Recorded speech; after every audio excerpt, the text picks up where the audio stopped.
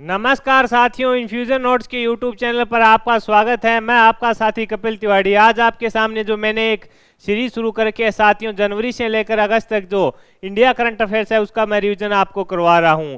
उसी में यह वीडियो रहेगा। 25 महत्वपूर्ण प्रश्न है जो मैं आपके साथ शेयर करूंगा। यह सेशन साथियों उन सभी प्रतियोगिता परीक्षा के लिए समान रूप से उपयोगी रहेगा जिनमें इंडिया करंट अफेयर पूछा जाता है। आरएस प्री 2023 के लिए भी यह महत्वपूर्ण रहेगा क्योंकि India current affair RS pre 2023 में भी पूछा जाएगा। शुरुआत करेंगे साथियों अपने पहले क्वेश्चन से। पहला क्वेश्चन आपके सामने है। इसमें साथियों जो इंपॉर्टेंट क्वेश्चन बने हैं उनका समावेश किया गया है। मेरे द्वारा किया जा रहा है यह प्रयास अगर आपको सार्थक लग रहा है तो इस सेशन को लाइक व शेयर जरूर कीजिएगा। इन्फ्यूजन नोट्स के यूट्यूब चैनल को लाइक व सब्सक्राइब कीजिएगा। पहला क्वेश्चन है आपके सामने, भारतीय सेना ने आग्नेयास्त्र फर्स्ट सैन्य अभ्यास कहाँ आयोजित किया? तो आंसर रहेगा लद्दाख में। इंपॉर्टेंट है। सेना के अभ्यास से आपको ही पता है कि सभी प्रतियोगिता परीक्षाएं एसएससी हो, आरएस हो, चाहे कौन सी भी हो जिसमें इंडिया करंट अफेयर पूछा जाता है, पक्का 1% पूछा जाता है। आपसे पूछा गया है कि आग्नेयास्त्र फर्स्ट सैन्य अभ्यास है जो कहाँ आयोजित किया गया? आंसर रहेगा लद्दाख में इसका आयोजन है जो किया गया। अभ्यास में एंटी टैंक मिसाइलों और कार्ल गुस्ताव रॉकेट लॉन्चर का भी इस्तेमाल किया गया। यानी जो अभ्यास हुआ उसमें एंटी टैंक मिसाइलों का भी इस्तेमाल किया गया और इसमें जो रॉकेट लॉन्चर है उनका भी इस्तेमाल किया गया। कहाँ किया गया अभ्यास? लद्दाख में किया गया। ये इंपॉर्टेंट रहेगा, यहाँ से पक्का प्रश्न बन सकता है साथियों। अगले क्वेश्चन पर बात करेंगे। अगला क्वेश्चन है आपके सामने, भारत के वित्त मंत्री नामक जो पुस्तक है किसके द्वारा लिखी गई है? ये भी इंपॉर्टेंट है। भारत के वित्त मंत्री नामक पुस्तक है वो किसके द्वारा है जो लिखी गई है? आपसे पूछा गया है। तो आंसर रहेगा ए के भट्टाचार्य। क्या आंसर रहेगा? ए के भट्टाचार्य। इस पुस्तक में है क्या? इस पुस्तक में 1947 से 77 तक के वित्त मंत्रियों की भूमिका पर प्रकाश डाला गया है। यानी इसमें 1947 से 1977 तक जितने भी वित्त मंत्री बने थे उन्होंने क्या कार्य किया, उनकी क्या भूमिका रही देश के प्रति, उस पर प्रकाश डाला गया है। लेखक कौन है इतने याद रखना है आपको। इंपॉर्टेंट ये है ए के भट्टाचार्य।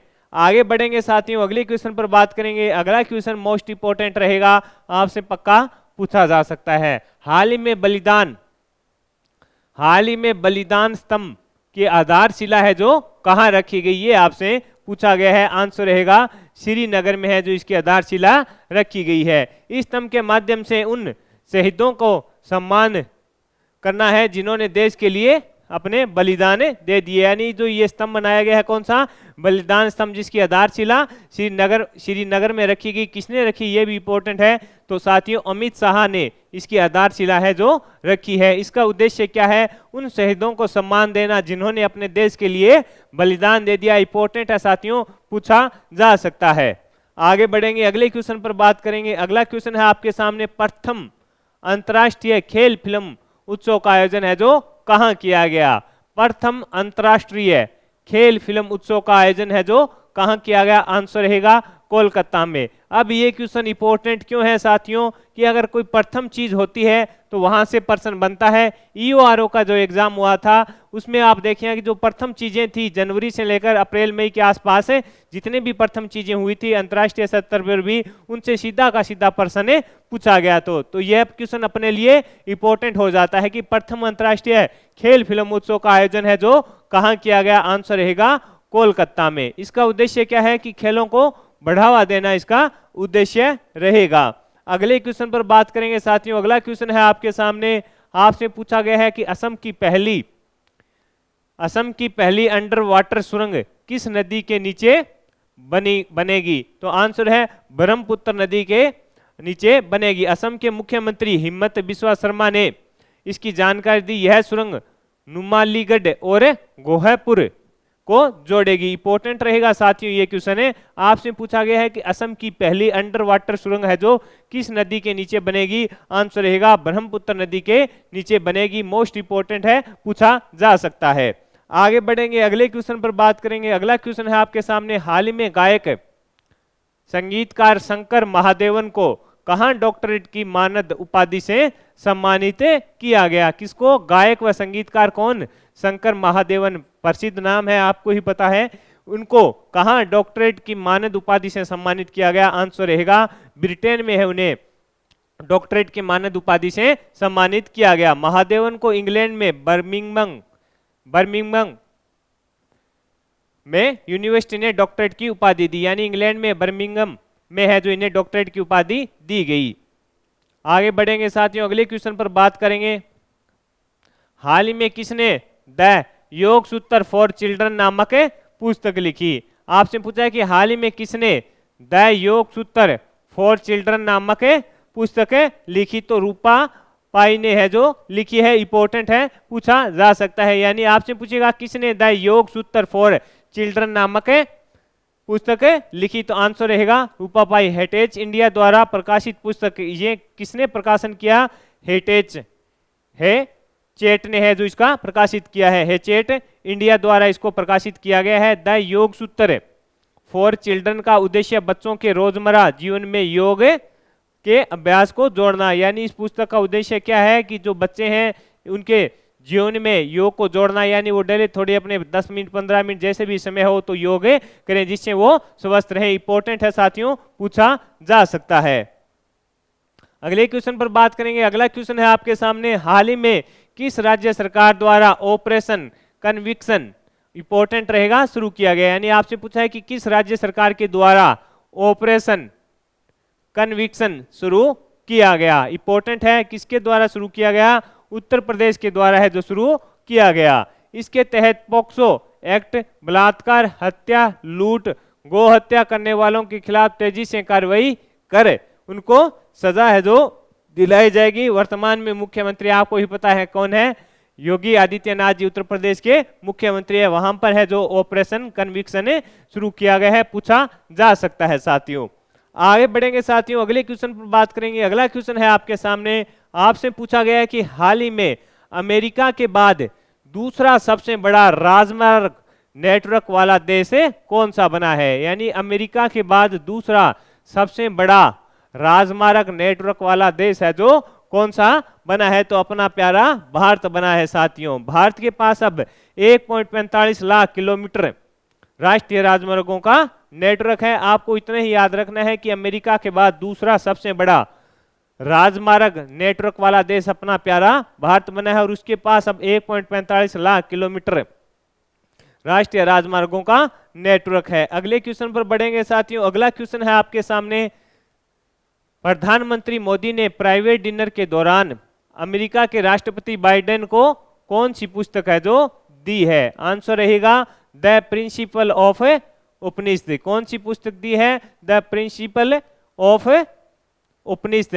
प्रधानमंत्री मोदी की है 8वीं यात्रा थी, यानी प्रधानमंत्री मोदी जी अमेरिका गए हुए थे। वहां पर अमेरिका के राष्ट्रपति जो बाइडेन के साथ उन्होंने डिनर किया। उस पर डिनर पर उन्होंने 10 प्रिंसिपल ऑफ उपनिषद की जो पुस्तक है वो दी। मोदी ने मैसूर के चंदन से बना एक खास गिफ्ट भी दिया, यानी मोदी जी ने उन्हें मैसूर के चंदन से बना एक खास गिफ्ट भी दिया जिसे जयपुर के कारीगरों ने बनाया था। ये भी इंपॉर्टेंट है कि जिसको तैयार किसने किया था?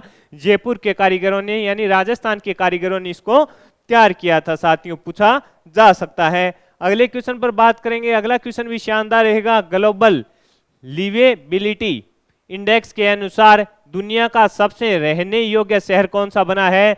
तो वियना बना है। ऑस्ट्रिया की ये राजधानी कौन सी है? वियना वह बना है। इस इंडेक्स को इकोनॉमिक्स इंटेलिजेंस यूनिट के द्वारा है जो जारी किया गया। यानी आपको ये भी पता होना चाहिए कि जो इंडेक्स जारी की गई है किसके द्वारा जारी की गई है। कई बार साथियों प्रश्न ऐसा भी पूछा गया है, तो आंसर होगा इकोनॉमिस्ट इंटेलिजेंस यूनिट के द्वारा इसको जारी किया गया। मुंबई व दिल्ली है जो, मुंबई तो रहा 141वें स्थान पर साथियों, दिल्ली व मुंबई 141वें, चेन्नई 144वें स्थान पर इसमें रहा। आगे बढ़ेंगे, अगले क्वेश्चन पर बात करेंगे। अगला क्वेश्चन है आपके सामने, मार्च 2023 में भारत के प्रधानमंत्री ने वन वर्ल्ड टीवी समिट का उद्घाटन किया। इस समिट का आयोजन है जो कहाँ किया गया था? तो आंसर है वाराणसी।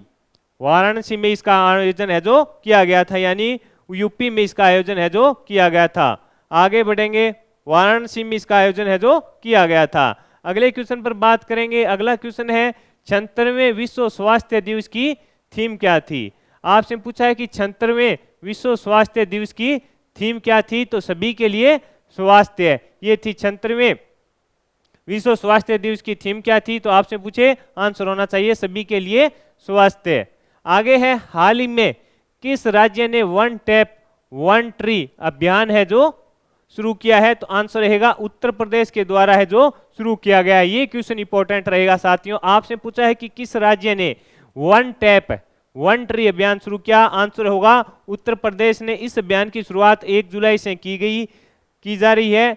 इसका उद्देश्य जुलाई के पहले सप्ताह में 5 लाख से अधिक पौधे लगाना व सुरक्षित पेयजल उपलब्ध करवाना। यानी इसकी शुरुआत है जो 1 जुलाई से की गई। इसका उद्देश्य क्या है कि पहले सप्ताह में जो जुलाई का पहला सप्ताह था उसमें 5 लाख पौधे लगाए जाएं, साथ ही सुरक्षित पेयजल उपलब्ध करवाया जाए। इंपॉर्टेंट है, आपसे पूछेगा इतना ही कि वन टैप वन ट्री अभियान है जो किस राज्य में चलाया गया? तो आंसर होगा उत्तर प्रदेश से चलाया गया। आगे बढ़ेंगे साथियों, अगले क्वेश्चन पर बात करेंगे। अगला क्वेश्चन है आपके सामने, हाल ही में जारी ऊर्जा संक्रमण सूचकांक में भारत की रैंक क्या है? इंपॉर्टेंट है, ऊर्जा संक्रमण सूचकांक में भारत की रैंक क्या है? तो 67वीं रैंक अपने प्यारे भारत की साथियों रही। यह रिपोर्ट विश्व आर्थिक मंच ने जारी की। ये इंपॉर्टेंट है कि रिपोर्ट किसने जारी की? विश्व आर्थिक मंच ने यह रिपोर्ट है जो जारी की। स्वीडन है उसको प्रथम स्थान इसमें मिला। इंपॉर्टेंट है, ऊर्जा संक्रमण सूचकांक में अपने प्यारे भारत की रैंक कौन सी है? 67वीं है। आगे बढ़ेंगे साथियों, अगले क्वेश्चन पर बात करेंगे। अगला क्वेश्चन मोस्ट इंपोर्टेंट रहेगा। आपसे पूछा गया है कि हाल ही में केंद्र शासित प्रदेश जम्मू कश्मीर में नए उच्च न्यायालय भवन की आधारशिला है जो किसने रखी? आंसर होगा डॉक्टर DVI चंद्रचूड़ ने है जो रखी है।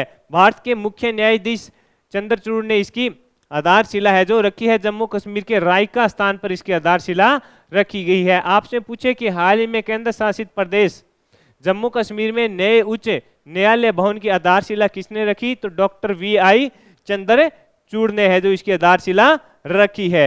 आगे बढ़ेंगे, अगले क्वेश्चन पर बात करेंगे। अगला क्वेश्चन है आपके सामने, हाल ही में बच्चों की सुरक्षा के लिए उठाए गए कदमों को ध्यान में रखते हुए किस देश को report on children and armed conflict से बाहर कर दिया गया है? यानी हाल ही में बच्चों की सुरक्षा के लिए उठाए गए कदमों को ध्यान में रखते हुए किस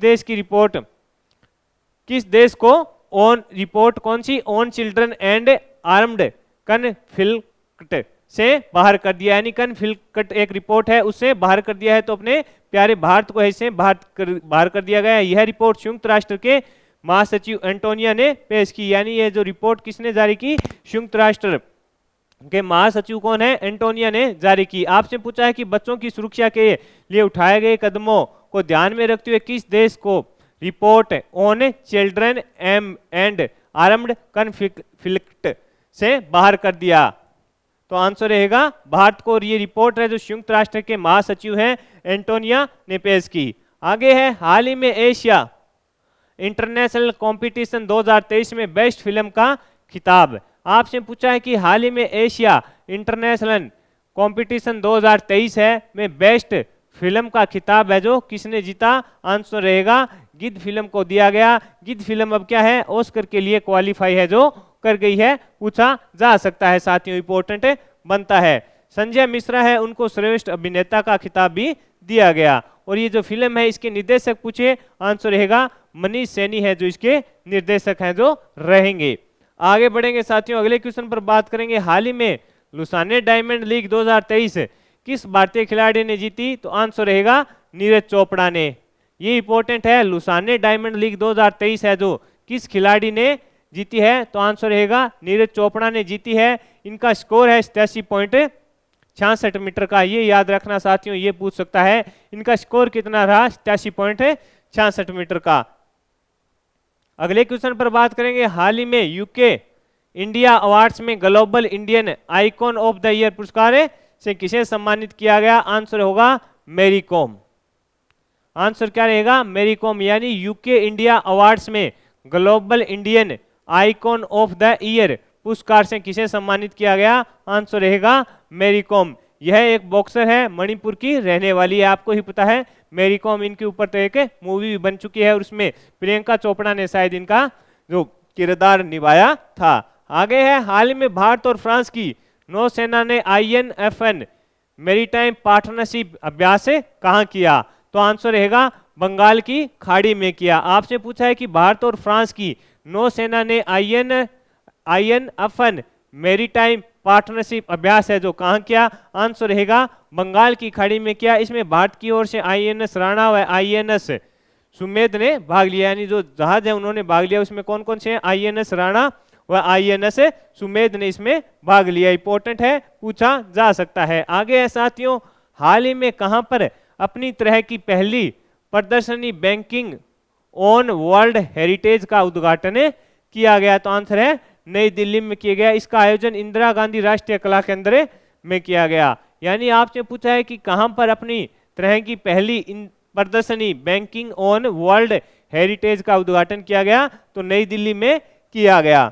बढ़ेंगे साथियों अगले क्वेश्चन पर। अगला क्वेश्चन आपके सामने कि हाल ही में एशियाई मिश्रित युगल स्क्वैश टूर्नामेंट में दीपिका पल्लिकल और हरिधर पाल सिंह संधू ने कौन सा मेडल जीता, आंसर रहेगा स्वर्ण पदक जीता। इस चैंपियनशिप का आयोजन है जो चीन में किया गया।